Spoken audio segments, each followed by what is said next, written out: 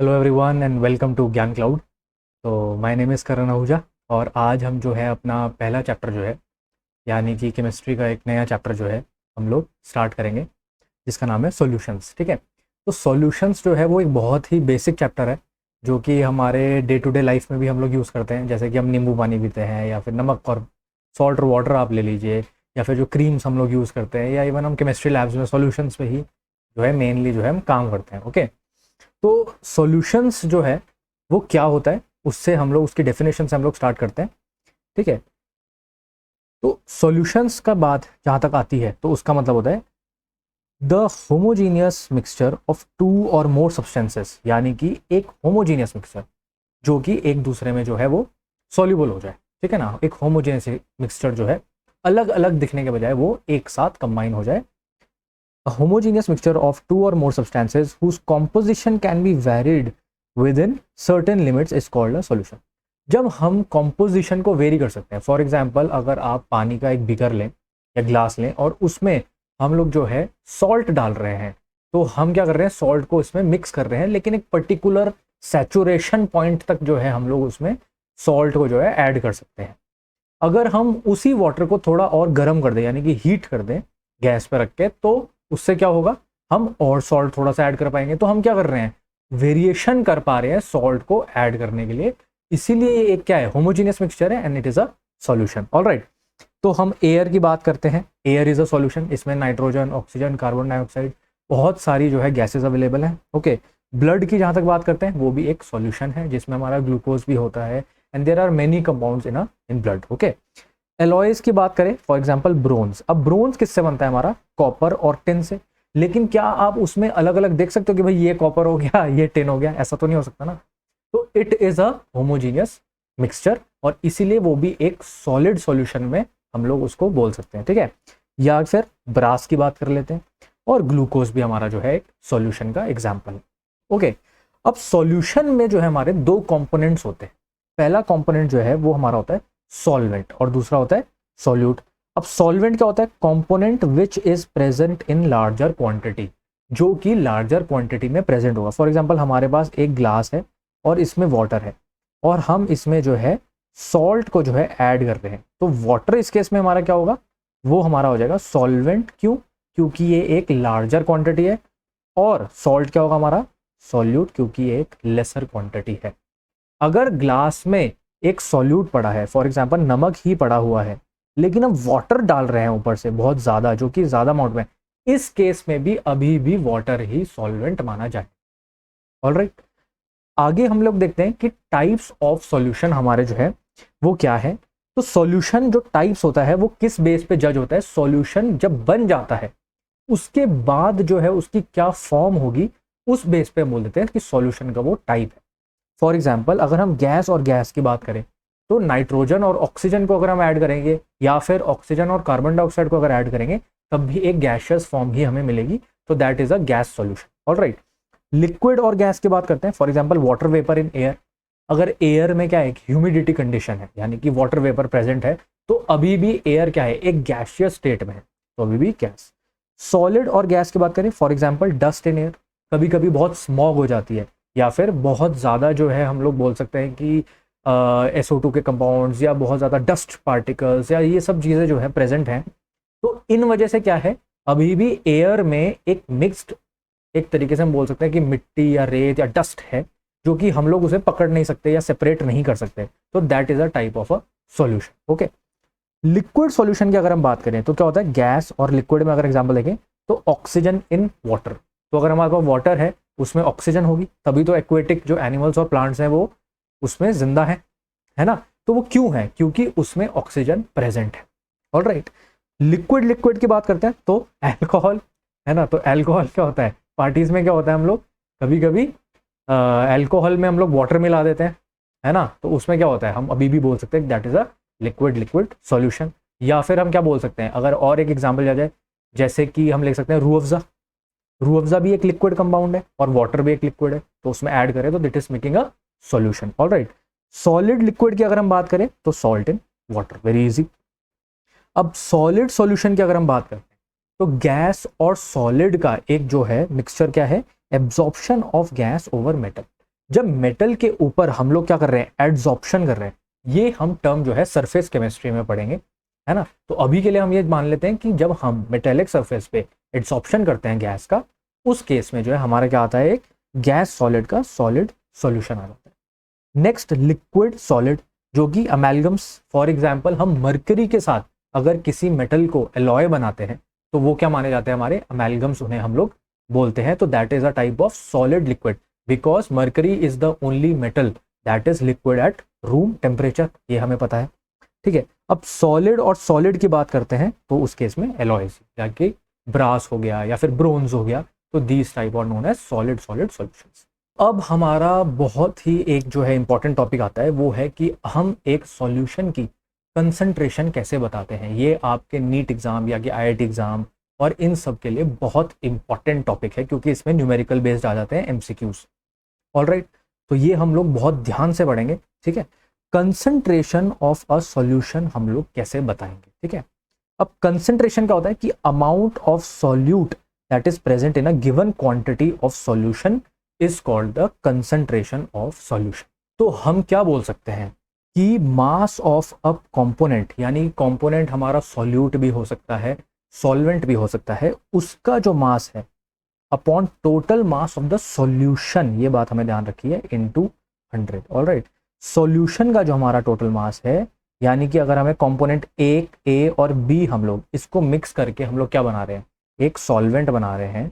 तो अगर आपको ए की कंसंट्रेशन चाहिए तो कैसे करेंगे हम लोग, ए की concentration upon total A plus B into में 100। ऑलराइट, यानी कि weight of A upon A plus B into में 100, as simple as that. Alright, तो ए अपॉन में ए प्लस बी, ये हम लोग निकाल सकते हैं, ठीक है। हमारे पास एग्जाम्पल है जिसमें हमारे पास 10 ग्राम ऑफ क्या है, हमारे पास सॉल्ट है, ठीक है। 10 ग्राम ऑफ हमारे पास क्या है, सॉल्ट है, और इसमें हम लोग जो है 50 ग्राम वाटर डाल रहे हैं वेट के हिसाब से, ठीक है। तो अब हम अगर वो बोले कि ए का आप मास परसेंटेज बताइए, तो हम कैसे बताएंगे, 10 यानी कि ये ए है and this will be B, so it will be 10 plus 50 upon into में 100, दैट विल बी 1000 अपॉन में 60, तो that can count to be 100 upon 6 percentage में आएगा। लेकिन ये बात आपको ध्यान रखनी है कि इसकी यूनिट जो होगी that will come out to in percentage. Okay, तो volume of percentage of component, अगर इसको हमें वॉल्यूम परसेंटेज में निकालना हो, अगर हम मान लीजिए दो लिक्विड्स ऐड कर रहे हैं, तो उस केस में हम लोग वॉल्यूम देखेंगे, तो वॉल्यूम ऑफ ए अपॉन में total volume of the solution. ये बात हमें ध्यान रखनी है कि सॉल्यूशन की जो है हमें टोटल वॉल्यूम निकालनी है, यानी कि ए की वॉल्यूम और बी की वॉल्यूम को हमें ऐड करना पड़ेगा और इनटू में 100। अब नेक्स्ट जो है हमारा वो आता है मेथड पार्ट्स पर मिलियन के केस में। अब पार्ट्स पर मिलियन ऑफ ए हम कैसे बताएंगे, that will be mass of component A upon में total mass of the solution into 10 की पावर 6। ये भी हमारा मास परसेंटेज की तरह ही हम लोग कर रहे हैं, जिसमें जिस कंपोनेंट का हमें पीपीएम निकालना होगा, यानी कि हमें क्या निकालना पड़ेगा, पार्ट पर मिलियन। तो हम लोग उसको क्या करेंगे, component A upon total solution into में 10 की पावर 6, 10 की पावर 6 से ही हमारा क्या आता है, मिलियन होता है। ऑलराइट, तो ये हम लोग कहाँ यूज करते हैं, atmospheric pollution in cities due to harmful gases is expressed in ppm.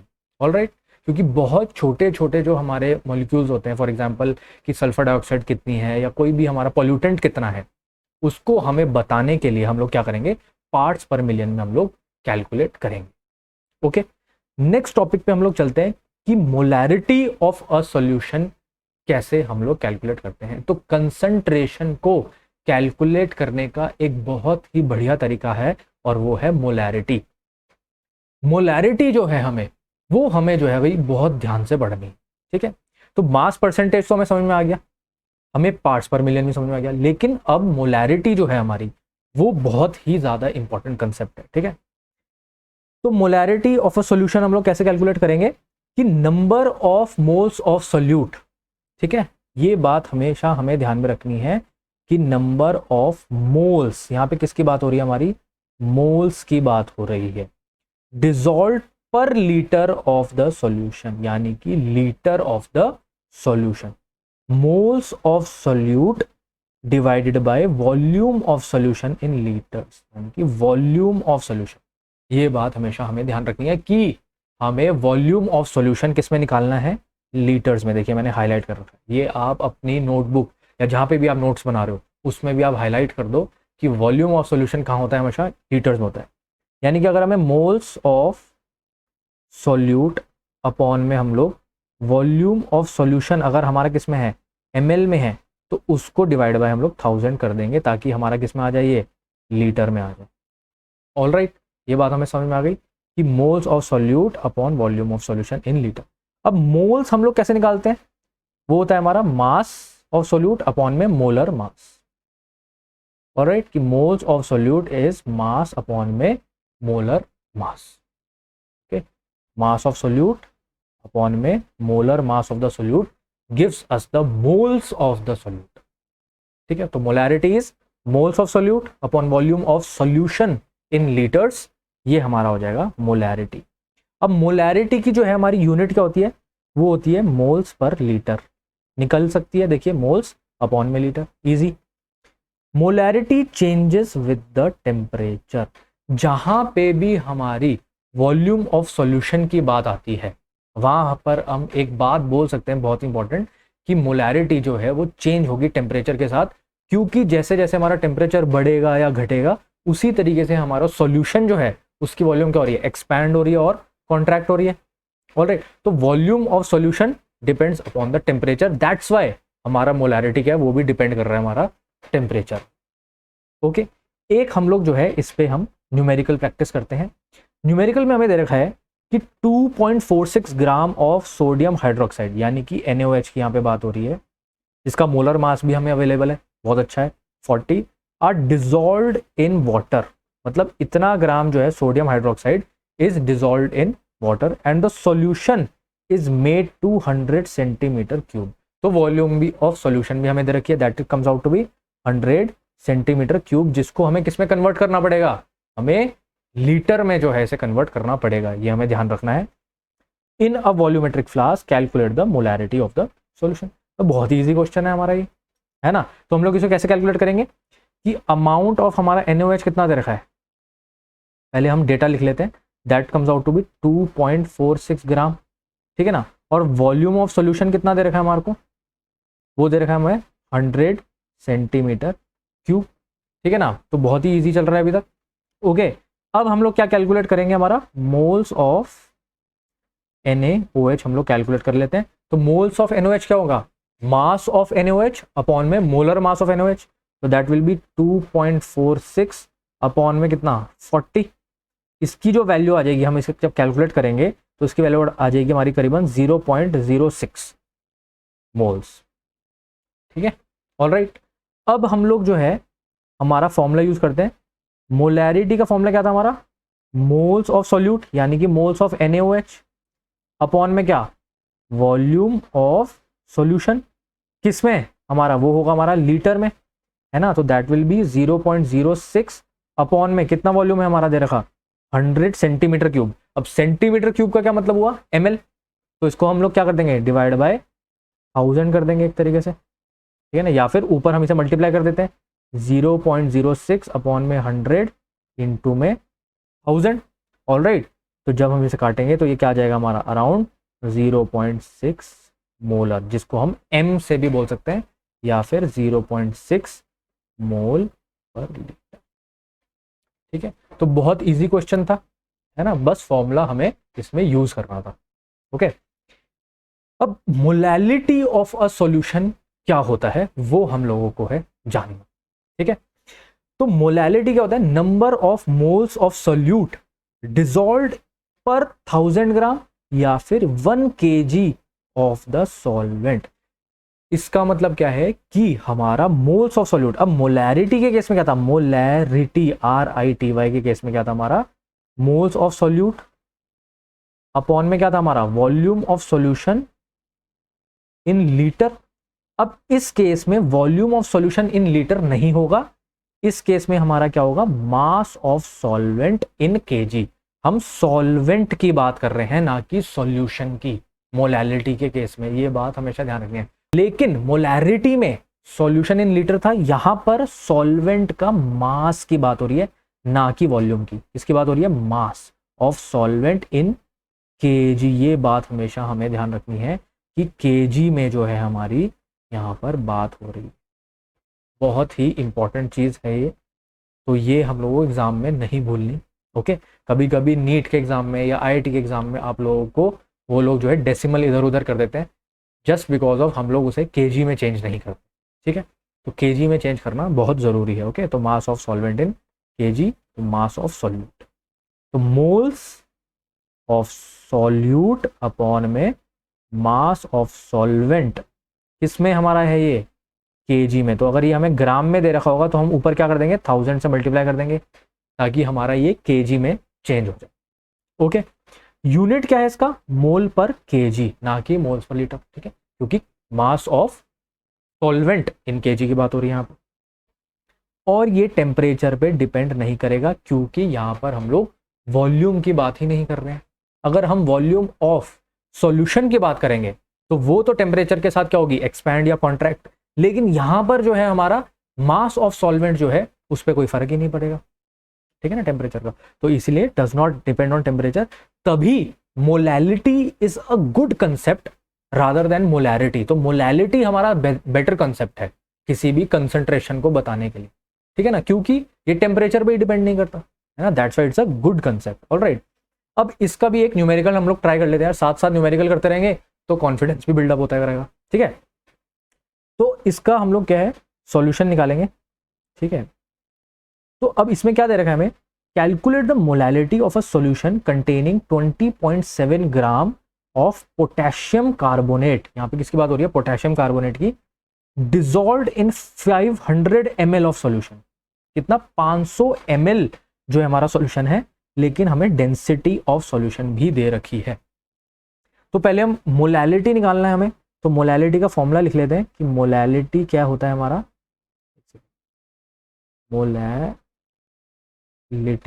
ये जो होता है हमारा that is number of moles of solute upon में क्या है हमारा मास ऑफ क्या चीज सॉल्वेंट, इसमें केजी में। ठीक है, अब सॉल्यूट क्या है हमारा इस केस में, सॉल्यूट जो है हमारा जो है इस केस में हमारा क्या है पोटेशियम कार्बोनेट यानी कि K2CO3। अब इसका कितना दे रखा है हमें 20.7 ग्राम हम लोगों को दे रखा है।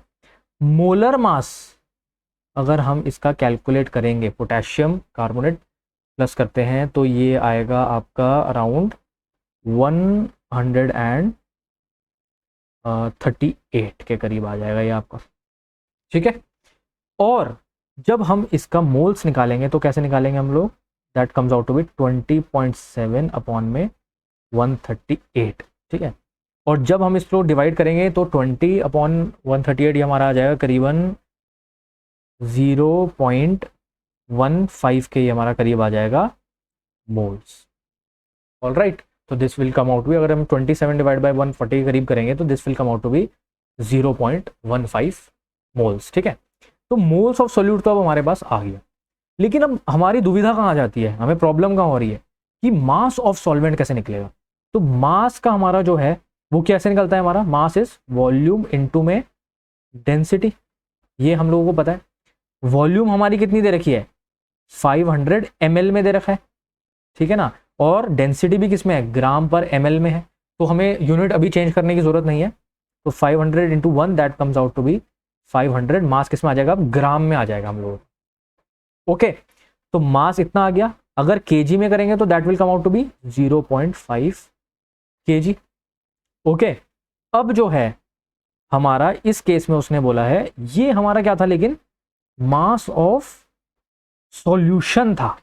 ये भी हमें बात ध्यान में रखनी है कि ये मास ऑफ सॉल्यूशन है, लेकिन हमें चाहिए क्या यहाँ पे, हमें चाहिए मास ऑफ सॉल्वेंट चाहिए हमें। तो अब हम क्या करेंगे, सॉल्वेंट के मास के लिए हम लोग सॉल्यूशन में से सॉल्यूट माइनस कर देंगे, है ना। तो वो कितना आ जाएगा हमारा, that will come out to be आपका अराउंड 0.5 माइनस सॉल्यूट का मास। सॉल्यूट का मास कितना था हमारा, ये था हमारा अराउंड 20.7 ग्राम में था ना ये, तो हम इसको केजी को ग्राम में ही रहने देते हैं, ठीक है ना। तो दैट विल बी 500 माइनस में 20.7, तो that will come out to be around 479.3 grams. तो सॉल्वेंट का जो है हमारे पास मास आ चुका है, ठीक है। मैं ज़रा अपने आप को थोड़ा छोटा कर देता हूँ ताकि जो है सॉल्यूशन जो है हमारा दिख जाए, ठीक है। तो अब हमारे पास क्या आ गया, सॉल्वेंट का जो है मास आ गया। तो यहां तक आपको कहानी समझ में आ गई कि हमने मास ऑफ सॉल्वेंट कैसे निकाला। पहले हमने मास किसका निकाला, सॉल्यूशन का, कैसे, वॉल्यूम इनटू डेंसिटी करके। फिर हमारे को सॉल्वेंट का निकालना था, तो सॉल्यूशन में से सॉल्यूट को यानी कि इस मास को हमने माइनस कर दिया, तो हमारे पास ये चीज जो है हमारे पास आ, ठीक है। अब हमें डायरेक्ट बस फॉर्मूले में पुट करना है, तो that will come out to be, तो हमारा जो नॉर्मेलिटी आएगा, ओ सॉरी तो जो हमारा मोलैलिटी आएगा, सॉरी मोलैलिटी जो आएगा हमारा, इसको हम लोग कैसे डिनोट करेंगे, स्मॉल एम से। मोलैलिटी को हम स्मॉल एम से डिनोट करते हैं और मोलैरिटी को कैपिटल एम से। वो हमारा आ जाएगा mass moles of solute, that will be 0.15 upon में मास ऑफ सॉल्वेंट, तो दैट विल बी 479.3 ग्राम में है, तो हम 1000 से मल्टीप्लाई कर देंगे। तो जब आप इसको कैलकुलेट करोगे, तो मैं अभी कैलकुलेटर पे कर रहा हूँ इस समय, तो आप लोग जो है एग्जाम में थोड़ा टाइम ले सकते हो, तो that will come out to be 0.313 क्या हो जाएगा, मोल्स पर केजी, दैट विल बी हमारा मोलैलिटी। तो 0.313 मोल्स पर केजी जो है वो हमारा क्या आ गया, सॉल्यूशन आ गया, ठीक है। तो बहुत इजी था, है ना। मैं एक बारी अपने आप को हाइड करके आपको समझा रहा हूँ, ठीक है। तो लेट्स सी, एक बारी फिर से हम सॉल्यूशन देखते हैं कि calculate the molality of the solution containing इतना gram of potassium carbonate dissolve in 500 ml of solution, ठीक है। तो कैसे निकालेंगे, तो सबसे पहले मोलैलिटी का हमने फॉर्मूला लिखा, वो हमारा था number of moles of solute upon mass of solvent इन इस चीज में, केजी में, ठीक है ना। सॉल्यूट का पहले हम क्या निकालेंगे, मोल्स निकाल लेंगे। तो मोल्स ऑफ सॉल्यूट हमारा क्या आ गया, K2CO3 जो है हमारा पोटेशियम कार्बोनेट, उसका मोलर मास क्या होता है 138 ग्राम। तो मोल्स क्या आ गया, मास अपॉन में मोलर मास, तो दैट विल बी 0.15 मोल्स। अब हम लोग क्या करेंगे, ये चीज जो है हमारे पास आ गई। अब हमें सेकंड चीज निकालनी है, वो है mass of solvent in KG. तो mass of solvent in KG कैसे निकलेगा हमारा, पहले हमें जो डेटा दे रखा है, तो उस डेटा में हम लोगों को क्या दे रखा है, उस डेटा में हम लोगों को दे रखा है कि पोटेशियम कार्बोनेट जो है वो हमारा dissolved in 500 ml of solution में है। तो सॉल्यूशन का जो है हमें वॉल्यूम दे रखा है, डेंसिटी भी दे रखा है, तो मास ऑफ सॉल्यूशन निकालेंगे वॉल्यूम इनटू डेंसिटी। हमें तो लेकिन क्या चाहिए था, मास ऑफ सॉल्वेंट। तो सॉल्वेंट का मास कैसा आएगा, सॉल्यूशन माइनस सॉल्यूट, 500 माइनस 20.7 जो कि हमें दे रखा था डेटा में 479.3 ग्राम्स आ जाएगा। मोलैलिटी अब हम लोग निकाल लेंगे, मोल्स हमें पता है, मास ऑफ सॉल्यूट हमें पता है, इनटू 1000 कर देंगे क्योंकि केजी में चाहिए, तो हमारा सॉल्यूशन आ जाएगा मोल्स अपॉन में मास करके, तो ये हमारा क्या आ जाएगा, मोलैलिटी। आई होप आपको ये बात समझ में आ गई, ठीक है। तो बहुत ही जो है हमारा इजी क्वेश्चन था, ठीक है ना। इजी तो मतलब क्या था, हम लोगों को थोड़ा तरीके से करना था ये क्वेश्चन, तो ऐसे क्वेश्चन आपके एंट्रेंस एग्जाम में आने के चांसेस होते हैं, ठीक है। नेक्स्ट हम लोग चलते हैं अब मोल फ्रैक्शन पे। अब मोल फ्रैक्शन भी एक बहुत ही शानदार तरीका है हमारा कंसंट्रेशन को डिफाइन करने का। तो मोल फ्रैक्शन क्या होता है हमारा, मोल fraction is the ratio of the number of moles of one component. तो जैसे कि मोल फ्रैक्शन नाम है तो मोल्स में ही खेलेंगे, तो that will be the number of moles of one component to the total number of moles, यानी कि सॉल्यूट और सॉल्वेंट का भी, ठीक है। तो मोल फ्रैक्शन क्या हो जाएगा, अगर ए कंपोनेंट का हमें मोल फ्रैक्शन चाहिए तो that will B Na upon Na plus Nb। मान लीजिए हमारे पास दो सॉल्यूट है, तो इस केस में क्या है, मान लो A और B है जो कि हम C में डाल रहे हैं, ठीक है। कुछ सॉल्यूट जो है हम लोग डाल रहे हैं, फॉर एग्जांपल हमने काला नमक डाल दिया, सफ़ेद नमक डाल दिया, या कोई भी अलग अलग तरीके का सॉल्यूट डाल दिया, NaCl डाल दिया, KCl डाल दिया, कुछ भी। तो उस केस में हम लोग क्या करेंगे, A का मोल फ्रैक्शन निकालने के लिए that will B Na upon में Na प्लस Nb और प्लस में Nc, that will B mole fraction जिसे हम X से डिनोट करते हैं ऑफ A, ऑलराइट, अब मोल फ्रैक्शन क्या है हमारा, that is also independent of temperature. Why, क्योंकि इसमें हम लोग वॉल्यूम की बात ही नहीं कर रहे हैं। अगर हम वॉल्यूम ऑफ सॉल्यूशन की बात करते तो वो टेम्परेचर के साथ बदल सकता है, बट यहाँ पे हम लोग सिर्फ मोल्स की बात कर रहे हैं। तो mole fraction is independent of temperature and is unitless. Unitless क्यों, because it is a fraction. तो मोल्स अपॉन मोल्स क्या हो जाएंगे, ये तो यूनिटलेस ही हो जाएगा ना, ठीक है ना। तो that will B unitless because it is a fraction, ठीक है। अब इसका भी हम लोग एक न्यूमेरिकल ट्राई करेंगे, साथ साथ देखो न्यूमेरिकल करते रहेंगे ना तो इजी लगेगा चैप्टर बाद में, ठीक है ना। और इन न्यूमेरिकल्स को आप एक बारी खुद भी सॉल्व करना, ठीक है, क्योंकि एग्जाम में यार, एंट्रेंस एग्जाम्स में तो न्यूमेरिकल्स ही आते हैं मेनली, ठीक है ना। तो वो हमें आएंगे तो हम लोग सीधा स्कोर कर सकते हैं। न्यूमेरिकल या तो सही होगा या तो आंसर गलत होगा, ठीक है ना। तो सही करने में ही फ़ायदा है ना, तो इसमें कोई थ्योरेटिकली तो है नहीं कुछ। तो मेरे को ऐसा लगता है कि इवन जब आप एग्ज़ाम्स में, बहुत से बच्चे जो है न्यूमेरिकल जो है वो छोड़ देते हैं डर के मारे कि भाई सर न्यूमेरिकल देख के डर लग जाता है, जबकि numerical is the most scoring. सबसे पहली बात तो उसमें ज़्यादा टाइम नहीं लगता, ठीक है ना। चीज़ समझ में आ गई तो कर दिया, फॉर्मूला डाला और आंसर निकाल दिया, ठीक है ना। तो आप लोग जो है न्यूमेरिकल ज़रूर जो है अपने एग्जाम में करो, बहुत स्कोरिंग रहता है और आपके मार्क्स एकदम इंक्रीज हो जाते हैं, ठीक है। तो चलिए हम लोग इसको सॉल्व करते हैं। अब हमारा क्या दे रखा है इसमें कि calculate the mole fraction of ethylene glycol. अब इथाइलिन ग्लाइकॉल का हमें क्या दे रखा है, यहाँ पे हमें फॉर्मूला दे रखा है, तो हम लोग मोलर मास यानी कि मोल्स भी हम लोग निकाल सकते हैं। In the solution containing 20% of ethylene glycol by mass. भाई एक सॉल्यूशन है, अब उसमें क्या है, 20% जो है हमारा, वो क्या है, हमारा इथाइलिन ग्लाइकॉल है, ठीक है ना। क्या है, 20% इथाइलिन ग्लाइकॉल है। और बाकी सॉल्यूशन में क्या है हमारा, पानी है, तो 80% क्या होगा हमारा, वाटर हो जाएगा, ठीक है। ये भी आपके एक एंट्रेंस एग्जाम का ही एक क्वेश्चन है, ठीक है। तो अब इस केस में हम लोगों को क्या करना है वो हम लोग जो है समझेंगे, ठीक है ना। तो पहले हमें मोल फ्रैक्शन निकालना है एक तरीके से। तो मोल फ्रैक्शन किसका निकालना है हमें, इथाइलिन ग्लाइकोल का, यानी कि C2H6O2 का। तो वो क्या आ जाएगा, मोल्स ऑफ C2H6O2 अपॉन में moles of C2H6O2 plus moles of water, ठीक है ना। यही चीज़ हम लोगों को जो है कैलकुलेट करनी है, ठीक है ना। तो ये चीज़ हम लोग अभी कैलकुलेट, ठीक है, तो यही चीज़ जो है हमें अभी कैलकुलेट करनी है, ओके। तो अब हमारा इस केस में क्या होगा, पहले हम मोल्स ऑफ जो है C2H6O2 के निकाल लेते हैं, तो वो कितना आएंगे हमारे। अब वेट जो है हमारा वो कितना दे रखा है हमें, हम एक तरीके से मान लेते हैं कि ये जो है हमारा 20 ग्राम है और ये हमारा कितना है, 80 ग्राम है।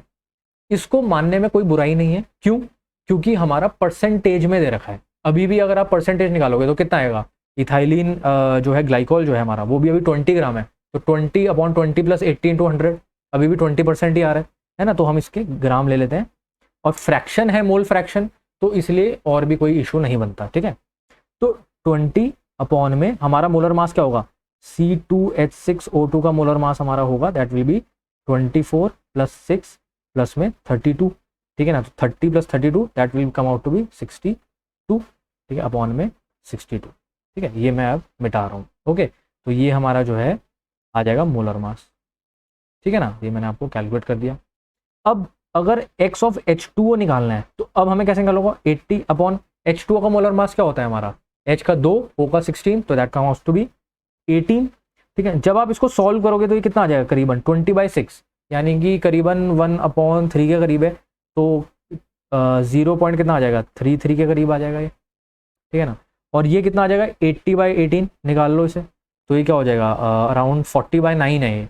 तो 40/9 कितना हो जाएगा आपका, 4 पॉइंट करीबन 44 के करीब हो जाएगा ये, ठीक है ना। तो अब आपके पास क्या आ गए, सॉरी ये मोल्स है, मैंने गलती से यहाँ वो लिख दिया, these are the moles not molar fraction, ठीक है ना। तो अब हमारा मोल फ्रैक्शन जो है C2H6O2 का कितना हो जाएगा, 0.33, ठीक है ना, अपॉन में 0.33 प्लस 4.44, 0.33 प्लस 4.44, तो ये कितना आ जाएगा, अराउंड कितना आ जाएगा ये, हमें कितना किसका निकालना था, इथाइलिन ग्लाइकोल का निकालना था ना, तो that comes out to be ये आ जाएगा आपका 0.33 अपॉन में 4.77, तो ये करीबन आ जाएगा आपका 0.068 के करीब ही आपका मोल फ्रैक्शन आ जाएगा। तो calculate the mole fraction of ethylene glycol कैसे कितना होगा हमारा 0.068, और ये क्या है यूनिटलेस है क्योंकि ये क्या है एक फ्रैक्शन है, ठीक है ना। तो बहुत इजी क्वेश्चन होता है मोल फ्रैक्शन का, यूजुअली ये एंट्रेंस वगैरह में नहीं देते क्योंकि इट्स इजी, ठीक है ना। ये आपके बोर्ड्स एग्जामिनेशंस के लिए भी इंपॉर्टेंट है, तो आप कर सकते हो, ठीक है। अभी हम लोग जो है हमारे जो कोर्सेज बन रहे हैं ज्ञानक्लाउड.com पे, उसमें हम लोग जो है आपको खूब सारे न्यूमेरिकल्स और डीपीपीज और मतलब बहुत अच्छे से प्रिपेयर करेंगे ताकि आप मतलब कोई भी एग्ज़ाम जो है क्रैक कर पाओ, ठीक है ना। तो यू कैन विजिट, ठीक है। तो वो डेट हम लोग जो है आपको बताएंगे कि कब कोर्सेज लॉन्च हो जाएंगे, ठीक है। अब हमारा आ जाता है सिक्स्थ, वो है नॉर्मेलिटी। तो नॉर्मेलिटी जो है वो हम लोग कैसे कैलकुलेट करते हैं वो हम लोगों को जानना है, ठीक है, कि नॉर्मेलिटी हम लोग कैसे कैलकुलेट करेंगे। तो number of gram equivalents of the solute dissolve पर लीटर ऑफ द सॉल्यूशन। अब नॉर्मेलिटी जो है ये बहुत से स्टूडेंट्स को समझ में नहीं आता, क्योंकि यहाँ पे ग्राम इक्विवेलेंट्स की जहाँ बात आ जाती है वहाँ पे वैसे ही खौफ बैठ जाता है मन में, लेकिन हम इसको बहुत ईजी तरीके से पढ़ेंगे और बहुत ही ईजी बना देंगे, ठीक है। तो जैसे कि हमारा जो है वो है मोलैरिटी की, जब हमने बात करी थी इसकी मोलैरिटी की जब हमने बात करी थी, तो मोलैरिटी के केस में हमारा क्या था, मोल्स ऑफ सॉल्यूट, ठीक है ना, अपॉन में सॉल्यूशन का वॉल्यूम किसमें, लीटर में। अब बेस तो हमारा इस केस में देखो सेम है, मोलैरिटी में भी और मोलैलिटी में भी, नॉर्मेलिटी में भी, ठीक है ना। अब इस केस में बेस हमारा सेम है, तो अब हम क्या करेंगे कि नंबर ऑफ ग्राम इक्विवेलेंट्स, लेकिन ऊपर क्या हो जाएगा ग्राम इक्विवेलेंट्स। अब ग्राम इक्विवेलेंट्स हमारा कैसे हम लोग कैलकुलेट करते हैं वो हमें जानना है। तो नॉर्मेलिटी क्या होता है हमारा, दैट इज ग्राम इक्विवेलेंट्स। एक बारी मैं इसको अच्छे से लिख देता हूं। तो normality is what, that is gram equivalents of the what solute upon में क्या चीज, volume of solution in litre. अब ग्राम इक्विवेलेंट क्या होता है हमारा, मास अपॉन में इक्विवेलेंट मास, ठीक है ना। और इक्विवेलेंट क्या होता है हमारा, मोलर मास अपॉन में एक तरीके से हम वैलेंसी जो है वो हम याद रखें, ठीक है। तो दिस इज नॉर्मेलिटी। ये चीज आपको थोड़ा सा लंबा है बट आपको ये चीज याद रखनी है, जब हम इसका क्वेश्चन करेंगे तो हमें और अच्छे से समझ में आएगा, ठीक है। यूनिट इसकी क्या होती है हमारी, ग्राम इक्विवेलेंट्स पर लीटर, पता चल रहा है ग्राम इक्विवेलेंट पर लीटर। इसे हम बोलते कैसे हैं हम लोग, इसको हम एन से जो है रिजेंबल करते हैं, ठीक है ना, और डिनोट करते हैं, सॉरी, और depends upon the temperature. Why does it depends upon temperature, मैं इतनी देर से बता रहा हूँ क्या, क्योंकि ये वॉल्यूम ऑफ सॉल्यूशन की जहां बात होती है वहां पर टेम्परेचर की वजह से एक्सपैंड भी हो जाता है और कॉन्ट्रैक्ट भी हो जाती है चीज, तो इसीलिए it depends upon the temperature. तो इसका मतलब मोलैलिटी जो है वो मोलैरिटी और नॉर्मेलिटी से बेटर हुई, है ना, क्योंकि वो टेम्परेचर पे डिपेंड नहीं करती। ओके, इसका एक क्वेश्चन करके देखते हैं। जब हम इसका क्वेश्चन करेंगे तो हमें और चीजें जो है वो अच्छे से समझ में आएंगी, ठीक है ना। तो क्वेश्चन में दे रखा है कि calculate the normality of solution containing 31.5 gram of hydrated oxalic acid. यहाँ पे हम ऑक्सैलिक एसिड की बात कर रहे हैं जो कि क्या होता है हमारा H2C2O4, और ये क्या हाइड्रेटेड यानी कि इसमें हमारा वाटर भी है, इन 1250 ml ऑफ सॉल्यूशन। तो वॉल्यूम ऑफ सॉल्यूशन तो हमें गिवन ही हो रखी है, ठीक है ना। तो इसका सॉल्यूशन अब हम लोग कैसे निकालेंगे, सॉल्यूशन कैसे निकालेंगे, चैप्टर का नाम भी सॉल्यूशन है और सॉल्यूशन निकालना है, ठीक है ना। तो अब हमारा मास ऑफ ऑक्सैलिक एसिड कितना दे रखा है, पहले हम ये देख लेते हैं। वो हमें दे रखा है 31.5 ग्राम के करीब जो है हमें मास ऑफ ऑक्सैलिक एसिड वो हमें गिवन है। तो अब हमें क्या निकालना पड़ेगा, अब हमें ग्राम इक्विवेलेंट्स निकालने हैं,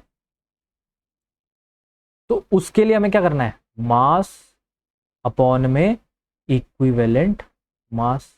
और इक्विवेलेंट मास हमारा कैसे आता है, वो हमारा आता है मोलर मास अपॉन में वैलेंसी, ठीक है ना बच्चों। तो मोलर मास अपॉन में वैलेंसी, इस केस में हमारी वैलेंसी जो होगी वो होगी हमारी कि बेसिसिटी कितनी है ऑक्सैलिक एसिड की। जब भी हम एसिड की बात कर रहे हैं तो हम लोग बेसिसिटी की बात करेंगे, और जब भी हम बेस की बात करते हैं तो हम एसिडिटी की बात करते हैं। अब बेसिसिटी का क्या मतलब होता है कि एसिड हमारा कितने हाइड्रोजन दे सकता है, उसी को हम लोग जो है बेसिसिटी बोल देते हैं।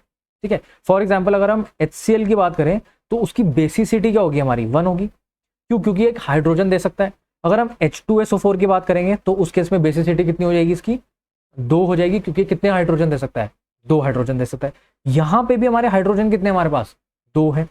तो वैलेंसी या फिर हम लोग क्या बोल सकते हैं बेसिसिटी भी बोल सकते हैं यहां पे, या फिर एसिडिटी भी बोल सकते हैं हम लोग। ठीक है ना, तो मोलर मास अपॉन में वैलेंसी या फिर बेसिसिटी या एसिडिटी या फिर ऑक्सीडेशन नंबर भी हम लोग यहां बोल सकते हैं, उससे हमारा जो है इक्विवेलेंट मास जो है हमारा आ जाता है। ठीक है, आई होप आपको ये बात मेरी समझ में आ रही है। अगर नहीं आ रही तो एक बारी आपको मैं और समझा देता हूं कि जब भी हमें इक्विवेलेंट मास निकालना है तो that will B molar mass upon में वैलेंसी या फिर एसिडिटी या फिर बेसिसिटी या फिर ऑक्सीडेशन नंबर। उस केस में हम लोग जो है इक्विवेलेंट मास निकाल ले। ठीक है, अब यहां पे हमारा मोलर मास कितना है पहले हम वो कैलकुलेट करते हैं। तो दैट इज H2C2O4.2H2O। तो H2 का कितना है 2, C2 is 24, O4 is 64 plus 2H2O, यानी कि H2O कितना होता है 18 18, तो 2H2O कितना होगा 18 into 2, that comes out to be 36। ठीक है ना, तो ये टोटल अगर हम करेंगे कितना आ रहा है तो 64 प्लस 36, ये तो हमारा कितना आ गया ये हमारा 100 आ गया, और 100 प्लस 26 कितना आ गया 126। अब इसकी हमने बेसिसिटी क्या बताई थी अभी 2, तो ये हमारा कितना आ गया 126 divide by 2, that comes out to be 63 is the equivalent mass of hydrated oxalic acid. Alright, चलो अब आगे बढ़ते हैं। ठीक है,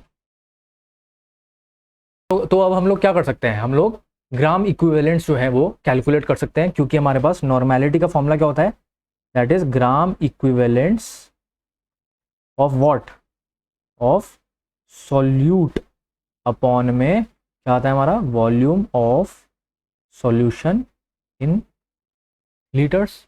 ऑलराइट, यही हमारा सॉल्यूशन होता है। ठीक है ना, तो अब ग्राम इक्विवेलेंट्स कैसे निकलेंगे हमारे, that is molar mass sorry mass upon में इक्विवेलेंट मास। इक्विवेलेंट मास अभी हम लोगों ने निकाला दैट इज 63।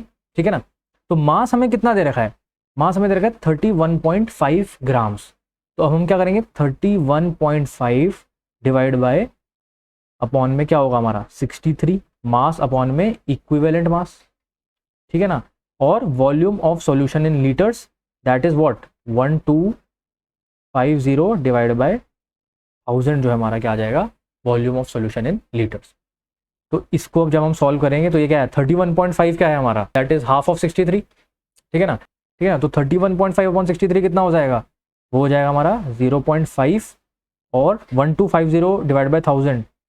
इसको हम कैसे करेंगे तो ऐसे कर लेते हैं हम लोग इनटू में 1000, तो ये हमारा कुछ आ जाएगा 25 5 से 125 इंटू में 4, तो ये आ जाएगा 0.1, तो कितना आ जाएगा 0.4 n जो है हमारा आंसर आ जाएगा हमारे पास। तो नॉर्मेलिटी कितनी आई हमारी that comes out to be 0.4, that is the solution. तो आई होप आपको जो है सॉल्यूशन समझ में आ गया हो। एक बारी मैं दोबारा समझा देता हूँ। ठीक है ना, तो मास ऑफ ऑक्सैलिक एसिड हमारे पास कितना था 31.5 हमें दे रखा है डेटा में। ग्राम इक्विवेलेंट्स क्या होते हैं हमारे मास अपॉन में इक्विवेलेंट मास। अब इक्विवेलेंट मास हमारा कैसे निकलता है मोलर मास अपॉन में वैलेंसी या बेसिसिटी या फिर ऑक्सीडेशन नंबर। ये आप लोग अपने नोट्स में लिख लेना। तो इसके बाद हम लोग क्या निकालेंगे हमारा ये चीज निकालेंगे। तो ये हमारा अब क्या आ जाएगा, ये टोटल हम लोगों ने मोलर मास निकाला भाई। ठीक है ना, तो 2 + 24 + 64 + 36 क्या है हमारा that is the molar mass of H2C2O4.2H2O। ठीक है ना, तो 126 डिवाइड बाय 2 क्या थी हमारी बेसिसिटी थी। अभी मैंने आपको बताया कि बेसिसिटी क्या होती है जितने हाइड्रोजन एटम जो है हमारा एक एसिड दे रहे हैं। तो नॉर्मेलिटी जो होगी हमारी वो क्या है gram equivalents divided by volume of solution in litres. Gram equivalents कैसे आएंगे हमारे, वो आएंगे हमारे मास अपॉन में इक्विवेलेंट मास। इक्विवेलेंट मास हमारा क्या था 63 और अपॉन में volume of solution in litres. तो सॉल्यूशन का वॉल्यूम क्या है 1250 डिवाइड बाय 1000, क्योंकि लीटर में करना है। जब हम इसको कैलकुलेट करेंगे तो हमारा 0.4 n यानी कि नॉर्मेलिटी हमारे पास आ गई, यानी कि हमने कैलकुलेट कर ली। ठीक है, तो नॉर्मेलिटी कैलकुलेट करना इजी तभी होता है जब आपको ग्राम इक्विवेलेंट्स निकालने आते हों, और ये कॉम्पिटिटिव एग्जाम में आता है। आप लोग ग्राम इक्विवेलेंट्स और इक्विवेलेंट मास में कंफ्यूज नहीं होंगे। ठीक है ना, तो ग्राम इक्विवेलेंट जो होता है हमारा वो मास अपॉन में इक्विवेलेंट मास होता है। बस ये चीज हमें ध्यान में रखनी है। ठीक है, अब नेक्स्ट क्या है हमारा, relationship between normality and molarity. ठीक है, तो रिलेशनशिप अब हम लोग कैसे निकालेंगे वो हमें देखना है। तो नॉर्मेलिटी क्या होती है हमारी, मोलैरिटी इनटू वैलेंसी, या फिर हम इसको जो है वैलेंस फैक्टर भी बोलते हैं। ठीक है ना, तो कंफ्यूज मत होना कहीं पे आ जाए, मैं वैलेंसी बोल देता हूँ बट इसको हम लोग वैलेंस फैक्टर बोलते हैं मेनली। ठीक है ना, तो अब हम लोग क्या कर रहे हैं, नॉर्मेलिटी का हमारा फॉर्मूला क्या होता है, ग्राम इक्विवेलेंट्स अपॉन में volume of solution in litres. ये बात हमें पता है।